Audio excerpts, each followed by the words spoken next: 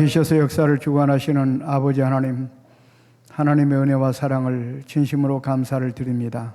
이 어려운 시대에 많고 많은 사람들 가운데 저희들을 뽑아 하나님의 자녀 삼아주신 것도 감사한데, 정말 내일의 희망이 되는 어린 학생들을 가리키는 교사로 세워주심을 진심으로 감사를 드립니다.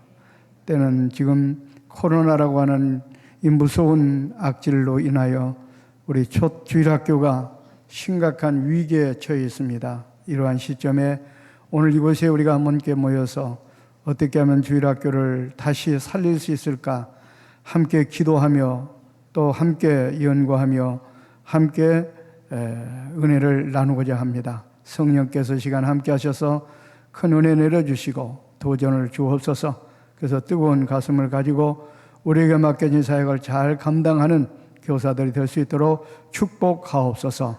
강의를 시작하는 처음 시간입니다. 마칠 때까지 샤탄막이 틈타지 않게 하시고 성령께서 역사하셔서 은혜로운 시간이 되게 하옵소서. 예수님의 이름으로 기도하옵나이다. 아멘. 이 시간에 주어진 시간은 우리 주일학교 살리기 위한 프로젝트와 교사의 사명에 관해서 잠깐 우리 함께 말씀을 나누도록 하겠습니다. 여러분 아시다시피 우리 주일학교가 지금 코로나라고 하는 이 폭탄을 맞아서 지금 초토화가 되어버리고 말았습니다. 현재 주일학교가 없어진 교회가 우리 한국교회의 70%에 달한다고 이렇게 통계가 나왔습니다. 또 그뿐만 아니라 주일학교 예배를 드리는 교회도 어린이 숫자가 급격하게 줄어들어서 교실이 텅텅 비어 좀 한산하다 못해 싸늘할 정도로 냉장고로 변해 버렸다고 하는 사실입니다. 이렇게 침체된 주일학교를 살리지 않는다면 미래의 한국 교회는 없습니다. 그래서 이 시간에 우리가 왜 주일학교를 살려야 되는가 하는 그런 부분들을 다시 한번 점검하고, 또 우리 교사들에게 주어진 사명이 무엇인가, 또 우리가 어떻게 해야 이렇게 침체된 주일학교를 살릴 수 있을까, 여기에 우리가 초점을 맞춰서 이 제한된 시간에 우리 함께 생각하면서 은혜를 나누고자 합니다. 우리가 주일학교를 살리는 것은 하나님의 뜻입니다. 마태복음 18장 14절 말씀에 보면 소자 중에 하나라도 이루어지는 것은 하나님의 뜻이 아니라고 이렇게 말씀하고 있습니다. 여기에 마태복음 18장은 주로 어린이들을 이야기하면서 또 이렇게 이야기를 하고 있는 겁니다. 그러니까 여기서 말하는 소자는 어린이를 말하고 있습니다. 그러니까 어린이의 한 생명이라도 이루어지는 것은 결코 하나님의 뜻이 아니라고 하는 것입니다. 그렇기 때문에 열심히 어린이들에게 복음을 전하여 우리가 주일학교를 살리는 것은 하나님의 뜻이라는 것을 우리가 분명하게 기억을 해야 됩니다. 우리 인간의 제일적인 또 목적은 하나님을 영화롭게 하는 것이고, 또 우리 성도들의 제일적인 목적은 뭐냐? 하나님의 뜻을 이루는 것입니다. 그래서 로마서 12장 1절 이하에 보면은 하나님께서 뭐라고 그랬습니까? 로마서 1장부터 11장까지는 교리입니다. 예수를 믿으면 구원받는다는 그런 어떤 교리적인 내용으로 기록이 되어 있고, 그러면 로마서부터 12장부터는 바로 뭐냐? 예수 믿어 구원받은 성도들이 어떻게 삶을 살 것인가 하는 그런 어떤 생활적인 면을 이야기하고 있습니다. 그런데 거기 초두에 뭐냐면은 하나님이 원하시고 기뻐하신 뜻이 무엇인지 분별하도록 가라. 우리가 신앙생활하는 데 가장 중요한 것은 뭐냐면 하나님의 뜻이 무엇인 것을 알고 그 뜻대로 신앙생활을 해야 된다 하는 것을 강조하고 있는 겁니다. 그런데 오늘 보니까 마태복음 18장에 14절에 보니까 뭐예요? 하나님의 뜻은 어린아이 하나라도 이루어버리는 것이 아니다. 그러니까 바로 어린이들에게 복음을 전하는 주일학교를 살리는 것은 하나님의 뜻이라는 것을 우리는 분명하게 알아야 됩니다. 그 다음에 또 그래서 우리 주님께서도 마태복음 18장 16절에 가서는 이렇게 말했어요. 어린아이가 내게 오는 것을 누가복음 18장입니다. 금하지 말라. 화를 내면서까지 바로 어린아이가 접근하는 것을 금하는 제자들을 향해서 이렇게 명령하신 것입니다. 그리고 마태복음 18장 3절에 가서는 어린아이를 천국의 표본으로 삼으셨고 5절에 가서 보면은 그 어린아이 하나를 영접하는 것이 바로 나를 영접하는 것이다. 그러니까 여러분 생각해 보세요. 어린아이 하나를 전도하는 것은 주님을 영접하는 것과 같은 그만큼 가치가 있는 일이라는 것을 여러분 알아야 됩니다. 우리가 예수를 믿고 신앙생활하는 우리 성도들로서 가장 귀한 분이 누굽니까? 예수 그리스도예요. 그런데 바로 어린이를 전도하는 것은, 어린이를 영접하는 것은 그 귀하신 예수님을 영접하는 것과 같다 그 말입니다. 그러니까 어린이들에게 복음을 전하는 것이 얼마나 가치가 있고 얼마나 중요한 것입니까? 그래서 어린이들에게 복음을 전하는 주일학교를 우리가 살려야 된다고 하는 사실을 우리는 분명하게 기억을 해야 됩니다. 그렇습니다. 어린이들에게 복음을 전하여 우리가 주일학교를 살리는 것은 가장 가치 있고 효과적인 선교입니다. 왜냐하면 잠언 20장 6절에 하나님께서 일찍이 말씀하셨습니다. 마땅히 행할 길을 아이에게 가르쳐라. 그리하면 늙어도 그것을 떠나지 아니하리라. 이 말씀을 보면 보십시오. 마땅히 행할 길을 아이에게 가르치면 늙어도 그것을 떠나지 않는다. 그 말은 바로 어린이들에게 복음을 전하면 평생 간다는 것입니다. 다시 말하면 많은 날을 주님을 위해서 살고 헌신하고 충성하고 열매가 있다고 하는 것을 이야기하고 있는 것입니다. 그렇습니다.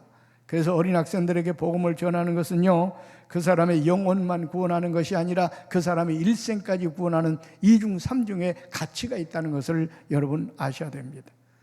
여러분 50살, 한 60살 먹은 잡수신 어른에게 우리가 복음을 전하여 그가 예수를 믿었다고 생각합시다. 물론 예수 믿으니까 그 사람의 영혼은 구원받습니다. 그러나 그 사람은 영혼만 간신히 구원받는 거예요.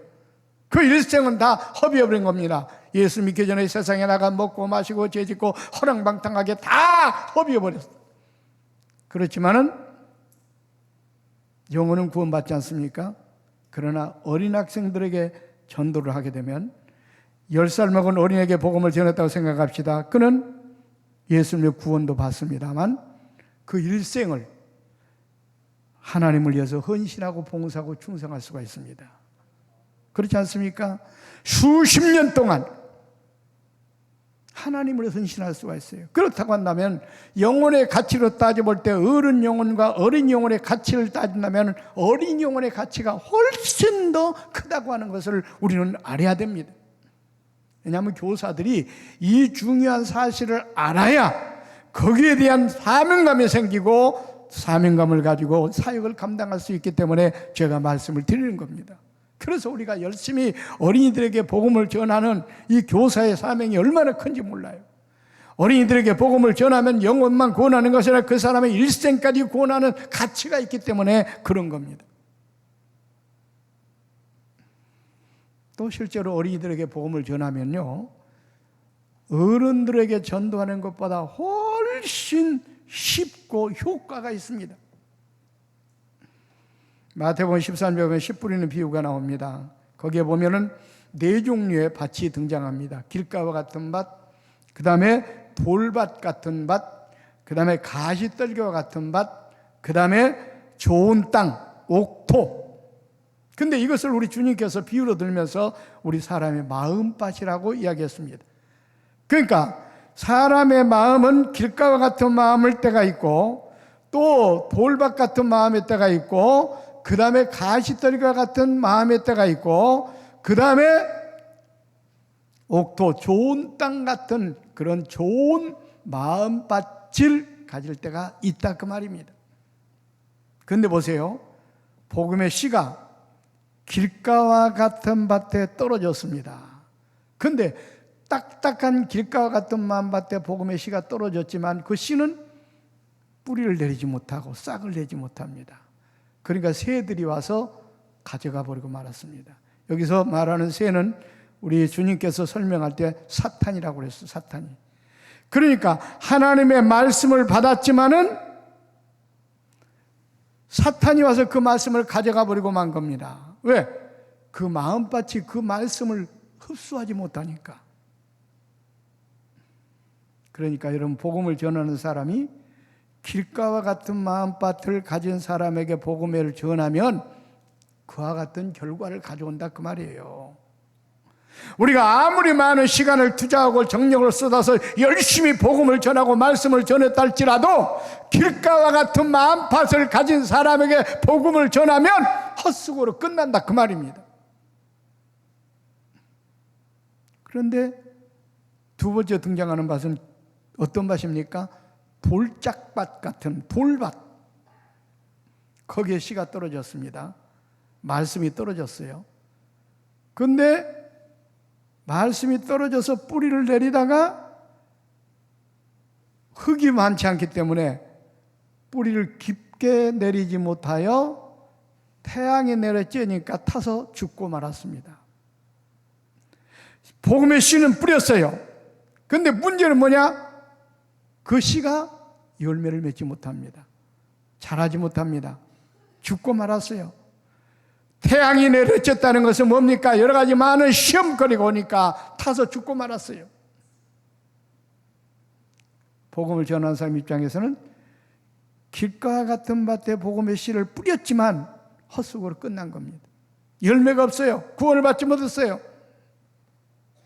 그런데 세 번째 등장하는 밭은 또 어떤 밭입니까? 가시덤불과 같은 밭입니다. 씨를 뿌렸습니다. 한참 자랍니다. 그런데 자라는데 갑자기 가시떨기가 그걸 덮쳐가지고 기운이 막혀 죽고 말았어요. 역시 열매가 없습니다. 헛수고로 끝났어요.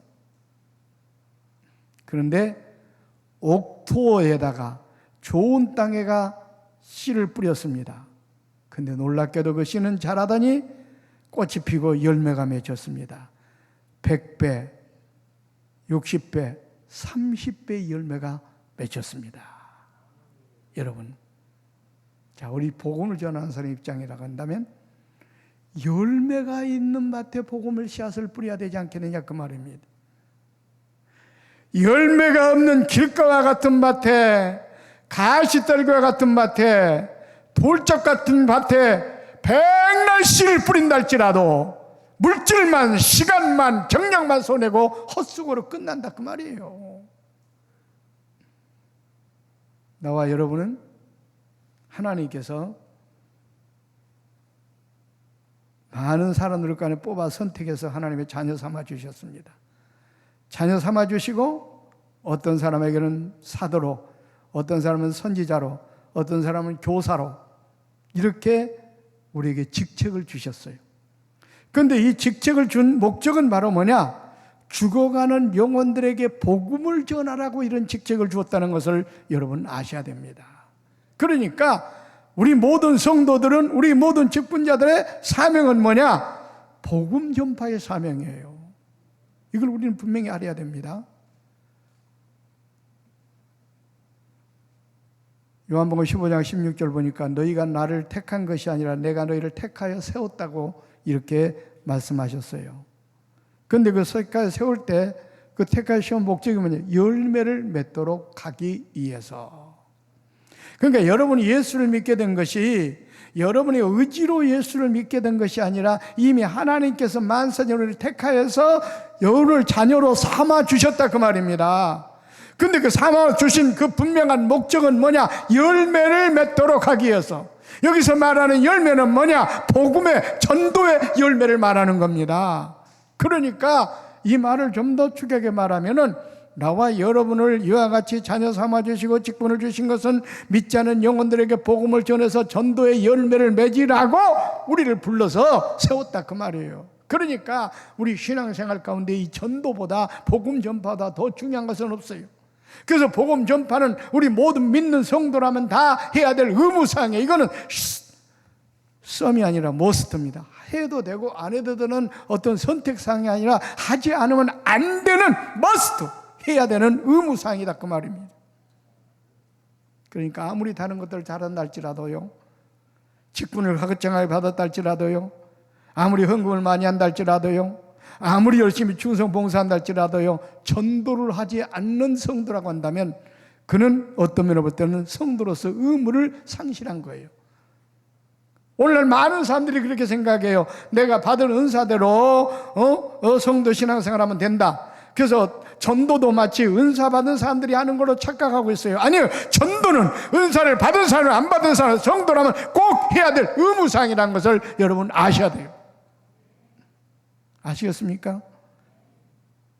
그런데 이 전도가 가장 쉽고 많은 영혼을 구원할 수 있는 전도가 뭐냐? 어린이 전도라는 거예요. 왜? 아까 여러분 마태복음 13장에 나온 10분의 비유 가운데 거기 등장하는 그 길가와 같은 밭은 사람으로 구분한다면 노년들의 마음밭을 말하는 겁니다. 여기서 네 등분을 하고 있는데 이걸 예수님께서 염두에 두고 말씀하신 것 같아요. 그렇습니다. 노년들에게 복음을 전해보세요. 세상을 살면서 이리 찌들어 저리 찌들어 마음이 강팍할 대로 강팍해 졌으면 굳어 있습니다. 그렇기 때문에 복음의 씨가 떨어져도 그걸 수용을 못해요. 우리 노인들을 상대로 해서 여러분 전도해 보세요. 말씀을 가르쳐 놓으면 곧 돌아서면 잊어버립니다. 이게 노인들이에요. 그럴 수밖에 없어요. 뇌가 쇠약해져 가지고 기억력도 없습니다. 그렇기 때문에 바로 복음을 받더라도 그걸 수용을 못하니까, 그러니까 어떻게 해요? 사탄이 와서 그 말씀을 가져가 버리는 거예요. 그러니까 노인들에게 복음을 전하는 것은 그만큼 길가와 같은 밭에 복음의 씨를 뿌리는 것만큼 힘들다는 걸 알아야 돼요. 열매가 없다는 걸 알아야 돼요. 그러면 돌짝밭 같은 밭은 어떤 연령층을 말하는가? 이건 장년들의 마음밭을 말한다고. 여러분 40, 50대 돼가지고 예수 믿는다고 교회 와서 앉아있는 사람들 보십시오. 눈을 찌그시 감고 은혜 받는 것 같지만요, 대부분 보면은 졸다가 가면 졸다가요. 말씀이 귀에 들어오질 않아요. 왜냐하면 마음이 그만큼 굳어 있어요. 돌짝밭 같은 마음밭을 가지고 있기 때문에 그렇습니다. 그래서 저도 목회하면서 보면은요, 그렇게 믿었던 사람들이 뿌리를 내리고 신앙생활을 지속적으로 하는 사람들을 그렇게 많이 보지 못했어요. 언젠가면 조건 시험 들면 다 넘어집니다. 쓰러집니다. 그래서 예수님께서 이 마태복음 14의 비유를 통해서 바로 돌짝밭 같은 마음밭이라고 표현한 겁니다. 그러니까 뿌리를 내리지 못하니까 곧 넘어지잖아요. 그렇다고 한다면 가시떨과 같은 마음밭은 어떤 청년들의 마음밭을 말하는 겁니다. 오늘날로 보세요. 많은 청년들이 어렸을 때 복음을 받고 교회 열심히 다니다가 청년 돼가지고는 되게 세상의 문화에 젖어서 교회를 떠나는 청년들이 얼마나 많습니까? 그래서 오늘 우리 한국 교회도 보면 청년 연령 숫자가 각 교회마다 가장 적은 이유가 바로 거기에 있어요. 왜? 세상의 가시들 같은 그 유혹을 이기지 못하고 다 질식되어 죽어버리는 겁니다. 그러니까 그런 사람들의 마음밭에 복음의 씨앗을 뿌려도 열매를 거두기가 어렵다 그 말이에요. 그러면 여기 옥토 좋은 땅엔 어떤 연령층을 말하는가? 아직까지 세상에 때묻지 않던 백지장 같은 마음을 가지고 있는 순수한 어린 학생들의 마음밭을 말하는 겁니다. 그러니까 거기에 복음의 씨가 떨어지면 100배, 60배, 30배 열매가 맺히는 겁니다. 그러니까 여러분 어린 학생들에게 복음을 전하는 것이 얼마나 효과가 있느냐 그 말이에요. 그렇습니다. 이처럼 우리가 주일학교를 살려야 되는 이유가 바로 뭐냐? 어린 학생들에게 복음을 전하는 것이 그만큼 효과가 있기 때문에 그렇습니다. 그만큼 쉽기 때문에 그렇습니다. 어른들에게 복음을 전하는 것 그만큼 어렵지만 어린 학생들 복음을 전하는 것은 그만큼 쉽습니다. 그래서 우리가 주일학교를 살려서 어린 학생들에게 복음을 전해 놓지 않으면 안 됩니다. 또 이게 한국 교회를 살리는 길입니다, 여러분. 우리 한국 교회가요, 사실 70년대, 80년대 얼마나 놀랍게 성장을 했습니까? 그래서 세계 신학자들이 깜짝 놀랐어요. 아니, 기독교의 역사가 지금 100년도 안 됐는데 어떻게 한국 교회가 그렇게 놀랍게 부흥할 수가 있느냐? 연구의 대상이 되어버렸어요. 그러면 여러분, 한국교회가 70년대, 80년대 그렇게 세계를 깜짝 놀라게 할 만큼 부흥할 수 있었던 비결이 어디 있었는 줄 아십니까? 그 역사를 거슬러 가봐야 돼요. 50년대 중반부터 60년대 중반까지 한국교회에 어떤 일이 있었는가를 여러분 살펴보셔야 돼요. 그때는요, 주일학교 교육사를 보면 이렇게 나와 있습니다. 50년대 분반부터 60년 중반까지를 한국교회 주일학교 부흥기 이렇게 나와 있어요. 이건 내 말이 아니라 기독교 역사책에 그렇게 나와 있습니다. 그때가 바로 뭐냐? 6.25가 끝난 직후에 부산에서부터 피난민들에 의해 가지고 주일학교 운동이 일어납니다. 열심히 그때는 어린이들에게 복음을 전했어요. 전쟁통에 찌들고 그랬던 사람들, 우리 기독교 신앙은 그렇지 않습니까? 누르면 누를수록 폭발하는 그런. 그러니까 전쟁통에 그렇게 눌러있던 사람들이 이제 전쟁이 끝나니까, 휴전이 되니까 이제 폭발하는 겁니다. 폭발하는데 나가서 전도를 하는데 이상하게도 그때는 어른들보다는 어린이들에게 복음을 전하는 운동이 막 일어나는 거예요. 왜냐하면 그때는 어린이들 전도가 너무 쉬웠던 것은 뭐냐면 먹을 것이 없고 볼거리도 없고 그럴 때인데 교회에서 선교사들이 와가지고 여러 가지 막 선물도 주고 또 그 다음에 막 그런 시청각 교재 이런 것들을 보여주고 그러니까 교회로 몰려들게 생긴. 그래서 주일학교가 각 교회마다 놀랍게 부흥해서 그때 당시를 가리켜서 역사가들은 주일학교 부흥기라고 이렇게 말한 겁니다. 제가 어렸을 때만 해도 시골에 조그만 교회를 다녔는데요, 어른 성도는 그때 한 50명밖에 모이지 않았는데 애들이 200명 이상 모였어요. 어느 교회를 가든지 그 당시에는 어른 성도보다 어린이 성도가 몇 배 많았습니다. 근데 보세요, 그게요, 그들이 점점 자라가지고 어른이 되는 때가 언제입니까? 25년, 30년 후가 70년대, 80년대입니다. 그러니까 70년대, 80년대가 한국교회가 그렇게 놀랍게 부흥할 수 있었던 것은 25년 전에, 30년 전에 주일학교 부흥이 있었기 때문에 그런 거예요. 이걸 알아야 됩니다. 그래서 주일학교를 갖다가 전문가들이 이렇게 말하지 않습니까? 농사로 말하면 못자리판이다.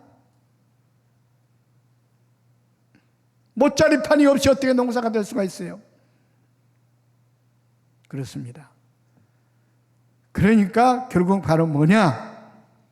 한국교회가 지금 침체기에 놓이게 된 것은 주일학교가 떨어진 것 때문에 그런 거예요. 제가 그걸 연구를 해봤어요. 한국교회가 한참 부흥했어요. 60년대, 70년대만 70년대, 80년대 초까지, 중반까지만 해도요, 여름 성교학교를 하면은 얼마나 애들이 많이 모였습니까? 그때는 말이죠, 북치고 장구치고 골목만 따라다니면 애들이 구름대같이 몰려왔습니다. 특별한 전도 방법도 없었어요. 그래서 각 교회마다 콩나물 시루처럼 애들이 모여가지고 예수님 찬양하면서 정말로 여름 성교학교 때 꽉꽉꽉 차 넘쳤습니다. 그런데 80년대 중반 들면서부터 성경학교를 해도 애들이 모이질 않는 거예요.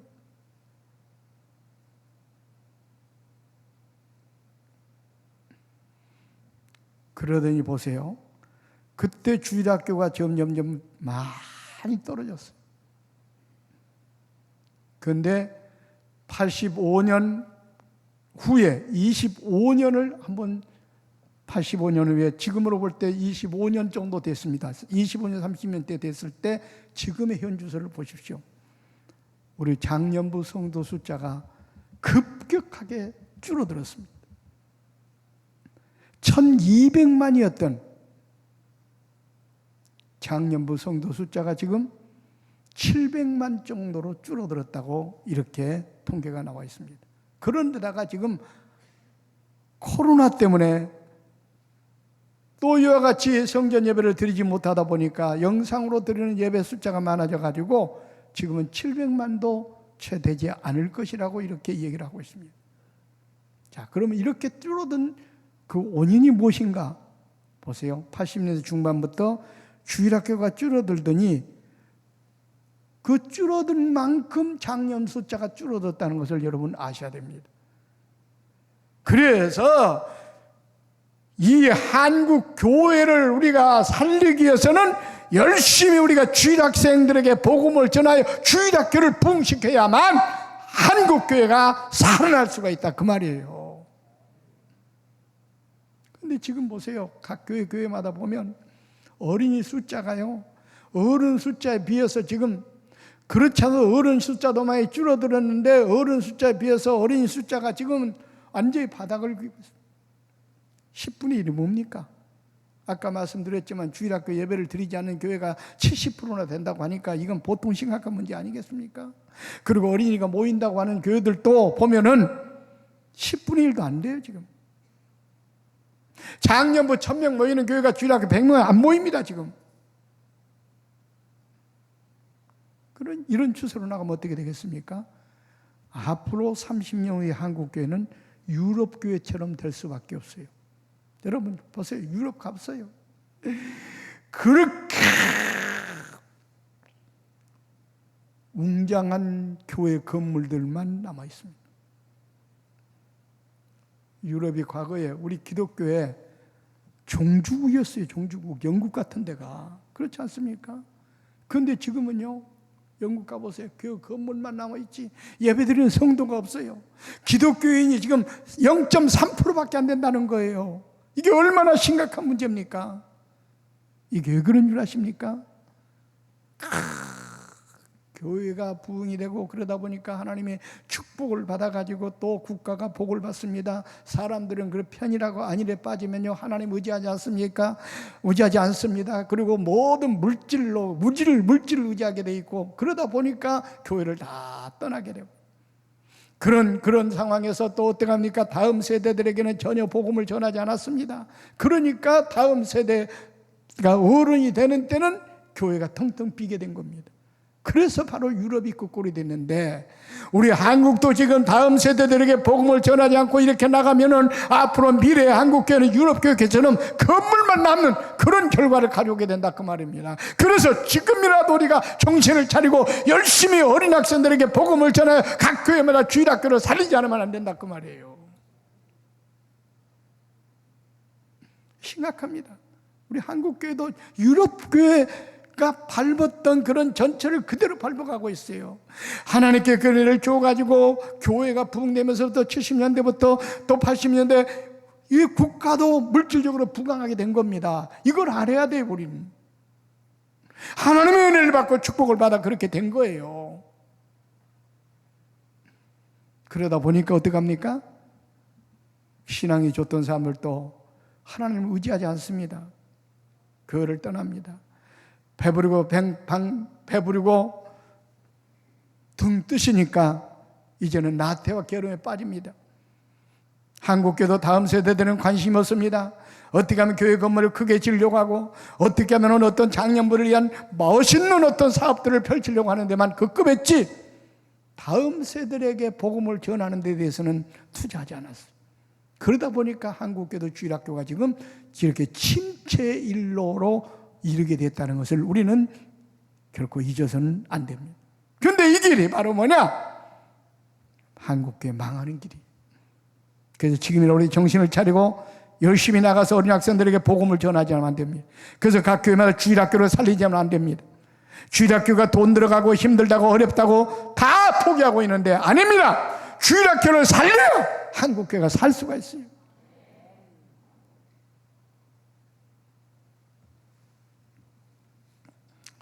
구약으로 거슬러 올라가서도 보세요. 여호수아 갈렙 참 얼마나 대단한 믿음의 사람들입니까? 출애굽 당시에 사람들 가운데 여호수아 갈렙을 제외놓고는 다 죽었습니다. 젖과 끓이는 가나안 땅에 들어간 사람은 모세도 못 들어갔는데 여호수아 갈렙은 들어갔어요. 출애굽 당시의 사람들 가운데. 근데 보세요. 여호수아 갈렙은 그렇게 믿음 생활을 참 잘했어요. 하나님 잘 섬기고 그 믿음으로 그 적과 그런 가나안 땅을 정치하고 후손들에게 그 재산까지는 엄청나게 물려주지 않았습니까? 그런데 그렇게 하나님을 잘 섬기고 충성하고 봉사하고 그 나라를 차지해가지고 재산들을 자녀들에게 물려주는 데는 성공을 했는데 중요한 걸 놓쳤습니다. 후손들에게 엄청난 재산을 물려주었고 국가를 물려주었지만 신앙의 유산을 물려주지 않았어요. 그것 때문에 결국은 나중에 이스라엘 공동체를 망하게 만드는 원인이 있다는 것을 여러분 기억해야 됩니다. 사사기 2장 10절에 그걸 고발하고 있습니다. 그 세대 사람들은 다 조상들에게 돌아갔고 그 세대 사람들은 누구 여호수아 갈렙을 말하는데 그 사람들 죽었다 그 말입니다. 다음 세대가 일어나는데 그들은 여호와를 알지 못했고 여호와께서 이스라엘을 위하여 행하신 일도 알지 못하였더라. 무슨 얘기냐? 여호수아 갈렙은 그렇게 하나님을 잘 섬기고 충성 봉사하고 했는데 그 자녀 세대들은 하나님을 알지 못한 겁니다. 하나님께서 이스라엘에 행하신 일도 몰랐던 거예요. 그러다 보니까 어떻게 했습니까? 이사야서 2장 11절에 가면 여호와께 악을 행합니다. 14절에 가서 보면 뭐니까 바알과 13절에 바알과 아스다롯을 섬깁니다.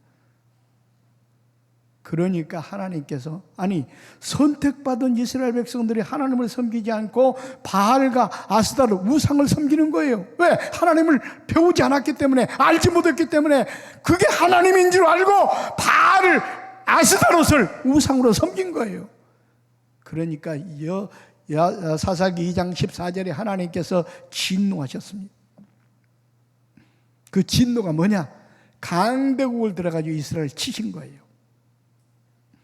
그래서 역사를 거슬러 올라가 보면 그 다음에 쭉 어떻게 합니까? 나라가 두 동강이 되고 나중에 남쪽 바벨론은 또 북쪽 이스라엘, 그 북쪽 이스라엘은 722년에 아수리에서 망해버리고 586년에 바벨론에 의해서 남쪽 나라는 망합니다.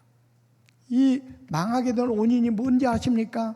선택받은 이스라엘 백성들이 하나님을 알지 못하고 하나님을 섬기지 않고 우상을 섬겼기 때문에 하나님께서 진노해가지고 치신 겁니다.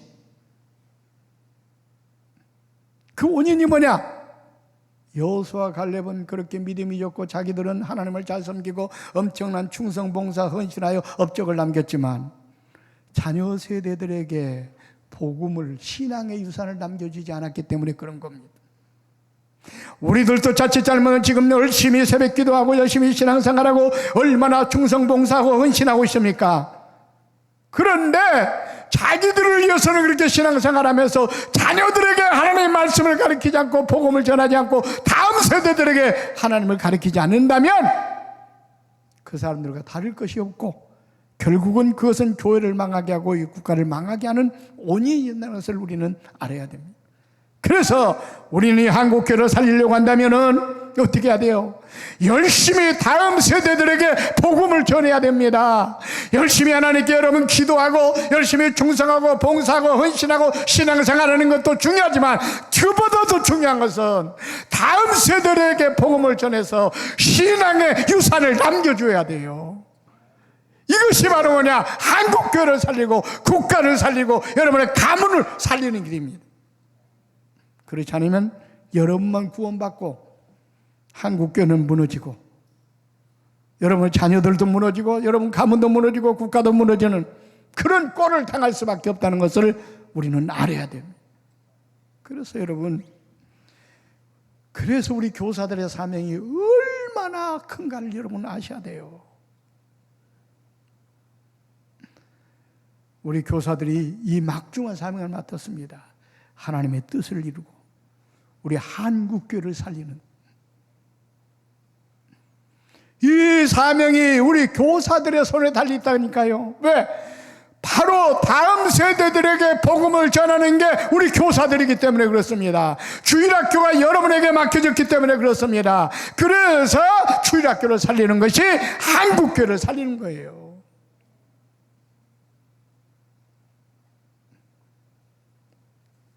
그런데 이것이요 또 우리 교회, 여러분이 섬기는 교회를 부흥시키는 비결 중에 하나입니다.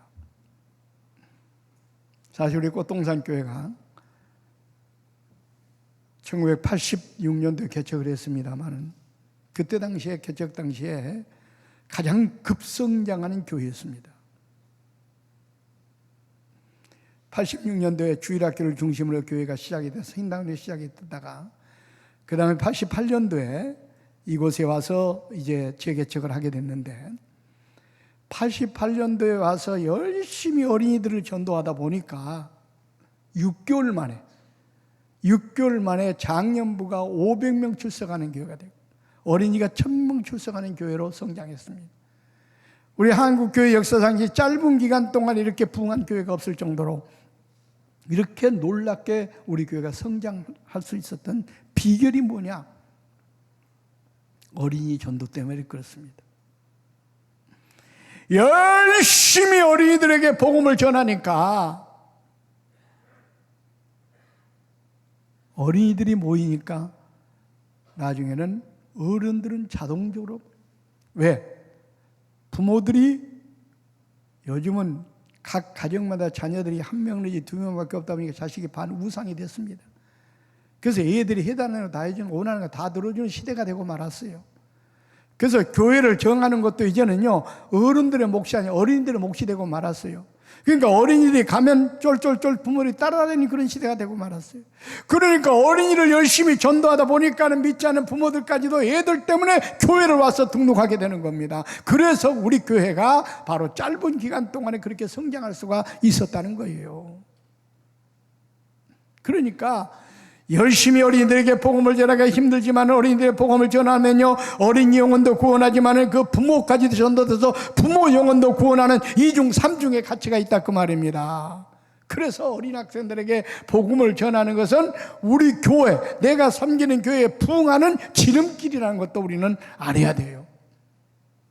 그렇게 생각해 볼 때 여러분 우리가 다음 세대들에게 복음을 전하고 어린이들에게 복음을 전하고 주일학교를 살리는 일이 얼마나 중요합니까? 하나님의 뜻을 이루는 일이요. 또 이렇게 침체되어가는 한국교회를 망하는 한국교회를 살리는 길이요. 또 여러분을 섬기는 교회가 부흥하는 지름길이라고 한다면 이보다 더 가치 있는 일이 어디가 있습니까? 이 사명을 여러분들에게 하나님께서 맡기셨어요.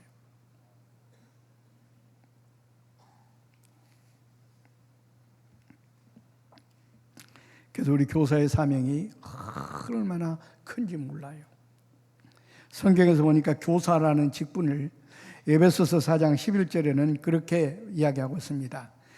혹은 사도로 혹은 선지자로 혹은 복음 전하는 자로 혹은 목사와 교사로 주셨으니. 그런데 여기서 딱 보면은요 하나님께서 선지자, 사도, 목사, 교사 동등한 위치에서 직분을 이야기하고 있습니다. 이 교사라는 직분은요 다른 어떤 직분과는 달라요. 사도와 선지자와 목회자와 똑같은 직분으로 성경은 이야기하고 있습니다. 그러니까 엄밀히 따지자면 평신도가 가지는 직분 중에서 여기 사도나 목회자나 선지자는 성직자들 아닙니까? 성직자들의 직분과 동등되게 성경에서는 말씀하고 있다는 거예요. 말씀을 전한다는 측면에서 바로 그렇게 동등된 직분으로 취급을 하고 있습니다. 그러니까 이 교사의 직이 얼마나 여러분 귀하고 소중한 직분인가를 여러분 아셔야 돼요. 고린도전서 12장 28절에는 하나님께 세우신 그 교회의 직분이 9가지가 등장하는데 거기에 서열을 정해놨어요. 첫째는 사도, 두 번째는 선지자, 세 번째는 교사. 이야, 보세요. 하나님께서 교회의 직분을 9가지로 구분하면서 첫째는 사도, 두 번째는 선지자, 세 번째는 교사. 그러니까 여기서도 보면 사도와 선지자와 교사, 평신도 직분 중에서는 교사가 가장 중요한 직책이라고 이야기하고 있습니다. 내가 교사가 된 것에 대해서 여러분들은 자부심을 가져야 돼요. 야, 나 같은 사람, 부족한 사람을 하나님께서 교사로 세워주셨구나. 이렇게 중요한 직분을 나에게 주었구나. 근데 중요한 것은 그만큼 중요한 직분을 받은 자는 또 그만큼 책임이 있다고 하는 것도 여러분 아셔야 됩니다. 그래서 성경에는 그런 직분을 맡은 자가 충성하는 자에게는 더 큰 축복을 주십니다. 더 큰 직책을 주시고 축복을 주십니다. 그런데 그 직책을 맡은 자가 그 사명을 감당하지 않을 때는, 못할 때는 하나님께서는 무섭게 심판하십니다. 그리고 여러분, 교사라는 타이틀만 가지고 있으면 안 돼요. 자칫 잘못하면 교사라는 타이틀을 가지고 그 사명을 감당하지 않으면 하나님께로부터 오히려 큰 심판을 받는다는 것을 여러분 아셔야 돼요.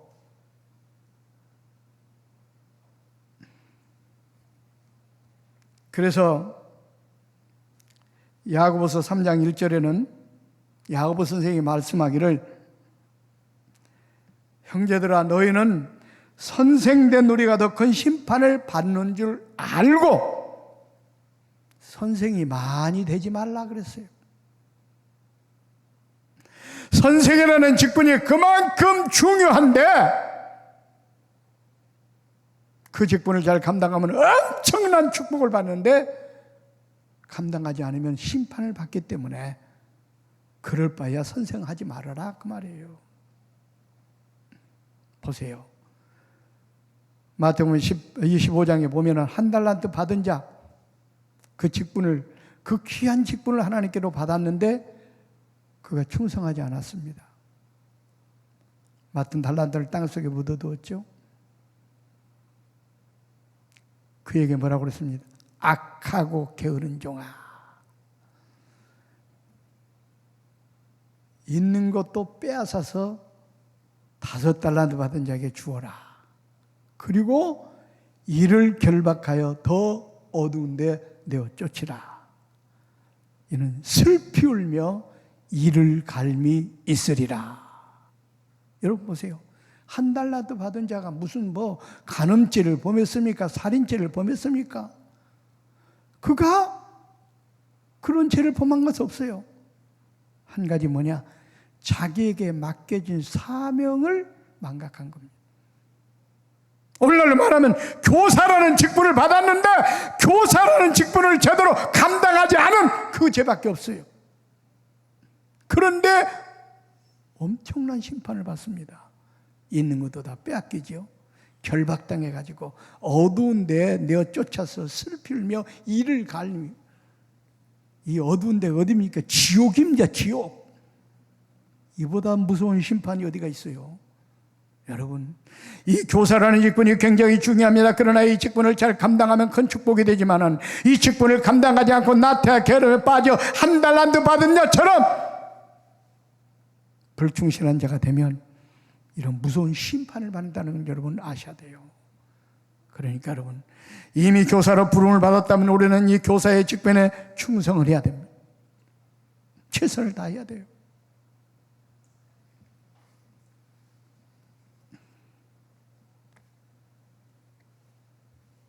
마태복음 18장 6절로 7절 보면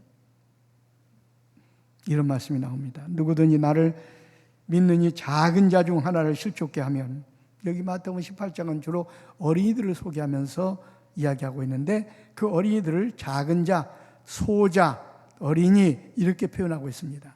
그런데 여기서 말하기를 어린이를 실족케 하면 연자 맷돌을 그 목에 달려서 깊은 바다에 빠뜨려지는 것이 나으리라. 그러니까 교사가 어린이를 실족케 하면, 이 말은 바로 실족은 바로 뭐냐? 미끄러 넘어진다, 그런 뜻을 가지고 있어요. 그러니까 그가 넘어지게 방치하면 그 말입니다. 방치하면. 그러면은 차라리 연자 맷돌을 목에 달려서 깊은 물 속에 빠뜨린 것과 그럴 바에야 빠뜨린 것이 더 낫다 그 말이에요. 그러니까 여러분, 우리 주변에 지금 많은 어린 영혼들이 있는데 그 영혼들이 지금 어떻게 세상의 문화와 사탄의 어떤 문화 속에 지금 완전히 지옥을 향해 치닫고 있습니다. 그들은 넘어질 수밖에 없습니다. 함정에 빠질 수밖에 없습니다. 그런데 그것을 보고도 붙들어주지 않고 건져주지 않고 방치하면 이런 죄를 범하는 교사가 된다 그 말입니다. 그런 자는 화가 있도다 그랬어요. 실족해 하는 일이 없을 수는 없으나 실족해 하는 자들에게는 화가 있도다.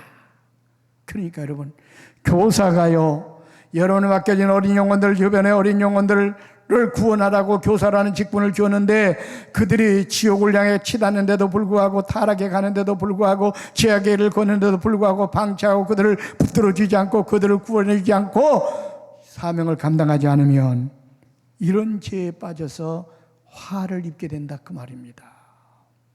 그러니까 여러분, 참 교사라는 직분을 받은 것은 너무나 감사한데, 이 직분을 감당하지 않으면 이렇게 무서운 끔찍한 하나님의 진노와 심판이 있다고 하는 것을 여러분은 꼭 기억을 해야 됩니다.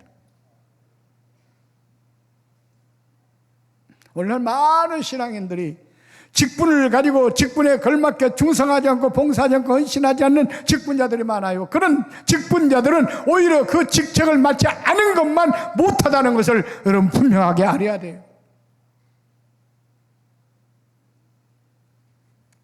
그러니까 어떻게 해야 되겠습니까? 우리는 목숨 걸고 어린 영혼들에게 전도해야 돼요. 목숨 걸고 주일학교 살려야 돼요. 목숨 걸고 어린 영혼들을 구원해야 됩니다. 그러라고 우리에게 교사의 직분을 주었기 때문에 그렇습니다.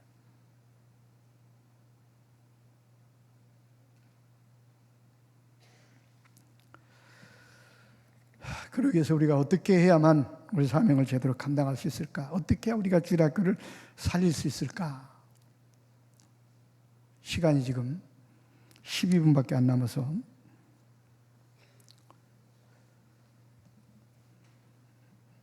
원래 20분까지죠? 2분밖에 안 남았는데 조금 시간을 더 쓰겠습니다. 30분까지 하겠습니다. 왜냐하면 밑에 층 있는 분들이 빨리 식당을 식사하고 끝날 때쯤 여러분 내려가셔야 그거 혼잡하지 않기 때문에 제가 시간을 조금 더 해야 됩니다. 우리가 주일학교를 교육하는 데 있어서 살리기 위해서는 우리가 본질로 돌아가야 됩니다. 우리를 사도로, 선지자로, 교사로 직책을 주신 것은 성경을 가르치라고, 복음을 전하라고 우리에게 이런 직책을 주신 겁니다. 그러니까 사실은 우리 교사는 성경을 가르치는 교사예요. 성경을 가르쳐야 돼요. 성경, 하나님 말씀을. 그러니까 우리 주일학교가 살려면 본질로 돌아가야 돼요. 성경을 가르치는 성경학교가 돼야 되고 주일학교가 돼야 돼요. 이 성경학교가 왜 생긴 줄 아십니까? 미국의 침례교회 목사에 의해서 처음에 시작이 됐는데요. 그 침례교 목사가 학생들을 가르치다 보니까 참 일주일에 애들을 교회로 한두 시간 주일날 모여서 성경을 가르치는데 이거 가지고는 도저히 하나님의 자녀다운 자녀로 양육을 할 수가 없는 거예요. 시간이 한두 시간 성경 가르쳐가지고 어떻게 하나님의 자녀로 만들 수 있겠는가? 왜?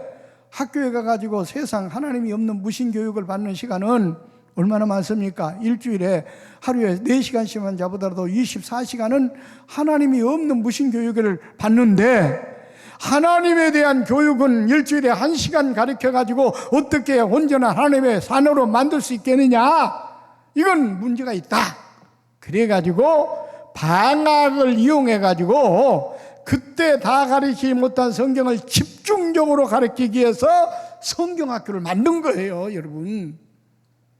성경학교가 그것 때문에 시작된 겁니다.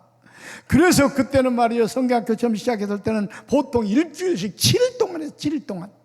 7일 동안 그냥 계속해서 밤낮으로 하나님 말씀을 갖다가 집중시켜서 가르쳤습니다. 그래서 그때 신앙의 교육을 받는 사람들은 어렸을 때 그냥 구원의 확신을 갖고 성령도 체험하고 은혜를 받고 신앙생활 하니까 지속적으로 신앙생활 할 수가 있었던 거예요.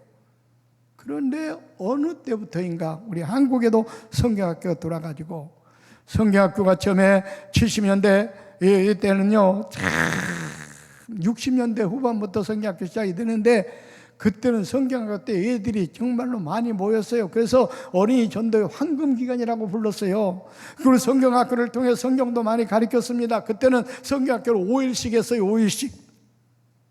저는 보조교사로서 성경학교 교사도 해봤습니다. 그때는 성경을 정말 많이 가르쳤어요. 그래도 그때 당시에 훈련을 받았던 사람들은, 그렇게 성경을 많이 배우고 신앙의 훈련을 받고 은혜를 체험했던 사람들은 지속적으로 지금도 신앙생활을 하고 있는데, 언제부터인가 70년대 후반 들어오면서부터 성경학교가 변질이 됩니다. 어떻게 변질이 됩니까? 성경학교 때 성경을 집중으로 가르치는 프로그램보다는 어떻게 하면 흥미 위주의 프로그램으로 그냥 전락해버리고 말았습니다. 어떻게 하면 애들을 즐겁게 할까, 어떻게 하면 맛있는 음식을 줄까, 어떻게 하면 티셔츠를 줄까, 가방을 줄까, 이런 어떤 그냥 물량주의 성경학교로 봐는, 그거 가지고 애들을 여기서 애들 숫자만 많이 모이는데 급급했습니다. 그러다 보니까 성경학교가 성경을 가르치는 학교가 아니라 놀이학교가 되고 말았어. 타이틀은 성경학교 해놓고. 그런데 그때 그렇게 많이 모였지만은 그 애들이 나중에 중등부 되고 고등부 되면서 다 뿔뿔이 교회에서 나가면서, 왜? 그때 적극적으로 성경을 제대로 배웠으면, 구원의 확신을 갖고 또 은혜를 체험하고 성령을 체험했으면은 교회를 떠나지 않을 텐데, 그러다 보니까 성경학교가 실패한 거예요, 사실은. 그런데다가 80년대 중반 들어서는 그것조차도 애들이 또 교회에 모이질 않아가지고 성경학교가 시들시들해져가는 그런 상황이었어요. 그래서 저는 그때 80년대 그걸 깨닫고 90년대 들어가지고 그걸 깨닫고, 야, 이래서는 안 되겠다. 그리고 집중적으로 애들을 은혜를 체험하도록 해야 되겠다 해가지고 2박 3일, 3박, 그때는 3박 4일 동안 성령 체험 캠프를 했습니다.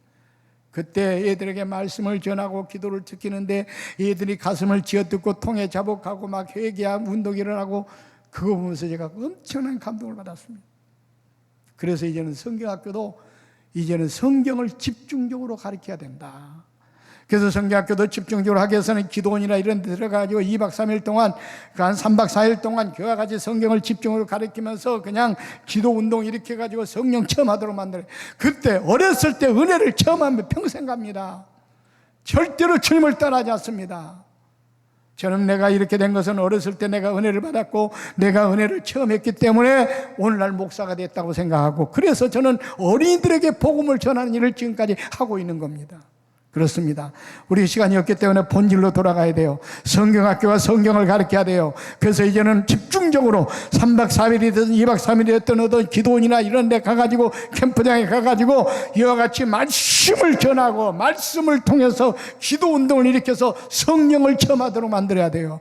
은혜 체험하면 주님을 떠나지 않습니다. 은혜 체험하지 않으면 그냥 어떤 수다커바키 식으로 그냥 바리새인의 석양을 키우는 식으로 성경을 직접으로 전달해서 은혜를 체험하지 않으면 또 옛날처럼 돌아가고 맙니다. 그때의 주일학교는 어떤 훈련을 받아가지고 어느 날 출석할지 모르지만은 나중에 중등부 고등부가 되면 다 떨어져 나갑니다. 그러므로 우리가 본질로 돌아가야 주일학교를 살리기 위해서는 성경을 집중적으로 가르치는 프로그램을 가져야 돼요. 성경을 집중적으로 가르쳐야 됩니다. 그리고 여름 캠프, 여름 성경학교나 이럴 때도 성경 캠프를 해야 돼요. 열심히 은혜 받도록 만들어야 돼요. 그래야만 애들이 어렸을 때 영성을 체험하고 은혜를 체험하면 주님을 떠나지 않습니다. 그러면 주일학교가 삽니다. 그래서 여러분 교회에서 아마 작은 교회는 이런 캠프 같은 거 하기가 굉장히 어려울 거예요. 왜냐하면 몇 명 모아놓고 캠프 좋은 프로그램 가지고 한다는 것이 또 강사들도 한정이 돼 있고, 그래서 저희 한국 어린이교육선교에서 그런 교회들을 모아가지고 집중적으로 2박 3일 동안 또 1박 2일 동안 좀 줄어들었습니다만 3박 4일 동안 이런 식으로 우리가 캠프를 합니다. 여러분 한번 팜플을 보면 참조하셔가지고 여러분 교회에서 소규모로 해가지고 그렇게 좋은 프로그램 가지고 여러분 성교를 하기가 힘들 거예요. 그런데 이탁해가지고 와서 하면 교사도 은혜 받고 학생도 은혜 받고 가서 또 그 애들을 통해서 전도가 되고, 그러면 주일학교가 또 부흥하게 됩니다. 아무튼 그건 참조를 하시도록 하고, 그래서 무엇보다도 성령 체험을 해야 돼요. 성령. 주일학교를 살리기 위해서는 우리 교사와 학생들이 성령 체험 운동이 일어나야 됩니다. 그렇지 않으면 안 돼요. 왜? 교회 역사를 보면, 교회 부흥의 역사를 보면 성령의 역사였어요. 성령의 역사. 주일학교를 살리려고 한다면, 침체된 주일학교 살리려고 한다면 이 산소와 같은 성령이 불어넣어 들지 않으면 살아날 수가 없어요. 보세요. 초대 예루살렘 교회가 그때 당시 교회도 없었잖아요. 그런데 첫때 성령이 임함으로 교회가 생겨가지고 초대 예루살렘 교회가 그렇게 놀랍게 부흥하게 된 거예요. 마가의 다락방이었던 성령 충만한 역사, 120명의 성도들이 3,000명이 되고 3,000명이 되고 5,000명이 되고 5,000명이 셀 수 없을 정도로 놀랍게 부흥한 게 바로 초대 예루살렘 교회 아닙니까? 그러면 그때 당시에 목회자들이 뭐 프로그램 가지고 했습니까? 아니에요. 성령의 역사였습니다. 그러니까 여러분의 주일학교를 살리려고 한다면 다른 방법이 없어요. 인간적인 수단과 방법과 재능과 프로그램이 아닙니다. 성령의 역사예요. 그러기 위해서 우리 교사들이 성령 충만을 받아야 되고, 여기 모인 주일학생들이 성령의 충만한 은혜를 입어야 됩니다. 아시겠어요? 역사를 보면 그래. 역사를 초대교회뿐만 그런 게 아니에요. 16세기에 초대교회 때 교회가 부흥의 불길이 터져가지고, 그 다음에 아시아 유럽을 중심으로 해가지고 엄청나게 복음이 전파가 됐어요. 그런데 나중에 15세기까지 가가지고 16세기까지 타락하고 말았어요. 타락했어요. 로마 캐톨릭이 아닙니까? 완전히 인본주의에 빠지고 석탄의 문화가 그냥 교회 침투되가 타락했어요. 교회가 완전히 어떻게 됐어요? 그때는 천주교였죠. 천주교가 완전히 타락됐어요. 침체돼 버렸어요. 그때 루트와 칼빈 같은 종교 개혁자들이 일어나서 성경으로 돌아가자. 오직 성경, 오직 믿음, 오직 은혜 운동이 일어났어요. 그때 강력한 성령의 역사가 나타납니다. 그래가지고 다시 16세기에 교회가 새롭게 부흥하는 역사가 일어납니다. 그렇게 침체되었던 교회가 새롭게 부흥하는 역사가 일어난 게 바로 성령의 역사였어요. 그런데 또 세월이 흐르면서 어떡합니까? 교회가 또 침체 이르게 됩니다. 그래서 16세기, 또 17세기까지 16세기에서 한 500년 동안은 그렇게 해서 종교개혁자들이 이렇게 운동을 통해서 교회가 성장하더니 또 침체기에 들어갔어요. 그것이 한 70년 동안 이어집니다. 그때 1740년도에 미국의 워드워즈라고 하는 사람을 중심으로 해서 그때 대각성 운동이 일어납니다. 그때 성령의 불덩어리가 떨어져요. 그래가지고 미국 교회가 다시 한번 크게 부흥의 불길이 타버리게 됩니다. 그러니까 침체되었던 미국 교회가 그렇게 다시 부흥의 불길이 타오른 게 뭐예요? 성령의 역사였어요. 성령의 역사. 그러니까 이 침체된 주일학교를 살리고 한국교회를 살리는 다른 방법이 없어요. 성령 운동이 일어나야 돼요. 각성과 성령의 운동이 일어나면 안 됩니다. 그러므로 여러분 주일학교를 살리려면, 침체된 주일학교 살리려면 다른 방법이 없어요. 우리 교사들이 엎드려 회개하고 기도하고 성령의 충만함을 받아야 돼요. 주일학교에 성령의 운동이 일어나야 돼요. 그래서 성령의 역사가 나타날 때 침체되었던 한국교회가 살고 주일학교가 살아날 수가 있습니다. 다른 방법이 없어요. 그래서 이번 여름 성교 때부터 여러분 성령 체험 캠프를 해야 돼요. 여러분 각 교회에서 아니면 전문 단체에서라도 그렇게 성령 운동을 일으키지 않으면 절대로 침체된 우리 한국 교회 주일학교를 살릴 수가 없습니다.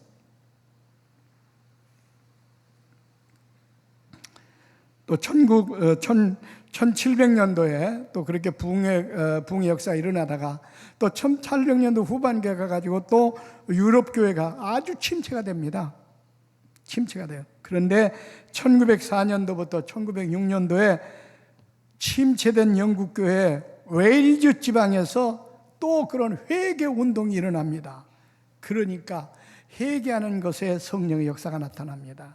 마가의 다락방에 모였던 120명의 성도들이 회개하고 기도할 때 불같은 성령이 떨어진 것처럼 그래서 1904년도부터 1906년도 사이에 웨일즈 지방에 일어났던 그런 개개 각성 운동과 아울러 성령의 폭탄이 떨어져 가지고 그때 영국 교회가, 유럽 교회가 침체됐던 유럽 교회가 다시 놀랍게 부흥하는 역사가 일어났어요. 우리 한국도요, 1907년도에 평양에 블레어 목사가 부흥회 때 성령의 불이 떨어졌어요.